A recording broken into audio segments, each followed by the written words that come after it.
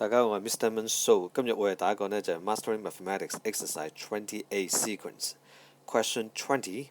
It is given that the general term of a sequence is Tm equal An plus B, where A and B are constants. If the second term is 8 and the fourth term is 18, find the value of A and B. 從題目嗰度講啦 second term 係 T8，咪寫 T2等於8咯。咁同樣地 T4等於18啊嘛，係咪？咁你話做邊個先啊？我哋就話啦，遇到呢啲情況呢，我哋通常都要行 parallel 嘅，即係兩邊一齊做嘅。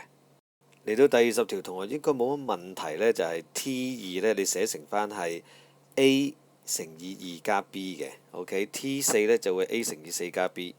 你問我嘅呢啲咁嘅題目嘅，去到第20課呢啲啊。通常都係撳計數機嘅聯合方程就算啦。